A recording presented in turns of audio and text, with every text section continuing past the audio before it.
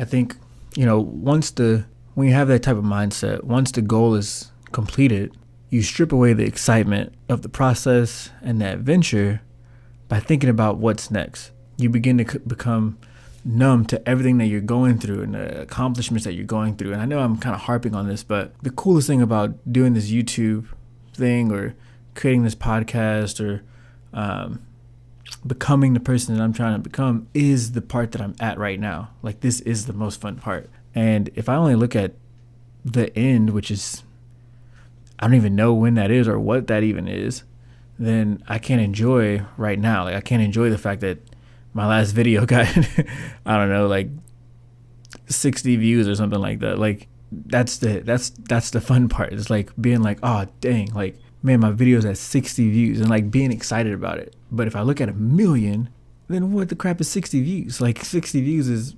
nothing. But I remember when I started this channel and my first video was at like 8 views or something ridiculous, like 4 views or something like that.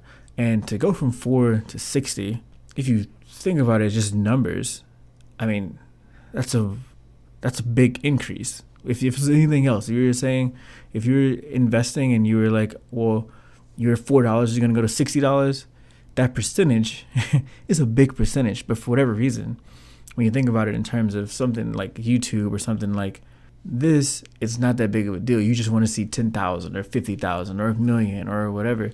And honestly, I think that strips away the fun. Like, it's just like, yeah, cool, I was at 60 views. Awesome. That's 60 people looking at my video. Like, that's little. Like, if I had 60 people in this room right now, we wouldn't even be able to fit.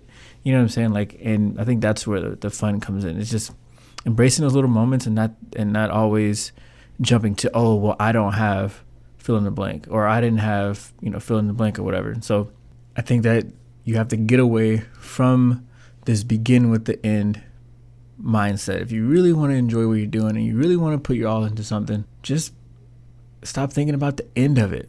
Like, you just started, dude. Like, freaking, why are you thinking about the end of it already? Like, why would you start it if all you can do is think about the end?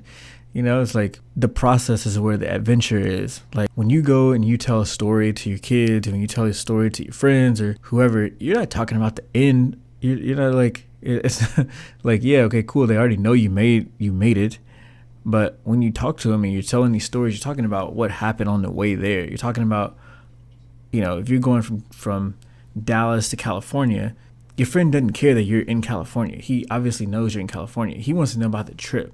That's why when you get somewhere, they're always like, oh, how was the trip? They're not like, how's the destination? You're both in the same spot. It's how was the trip? And you can go and you can tell them, oh, dude, man, we almost hit this. We almost hit a car, freaking ran out of gas.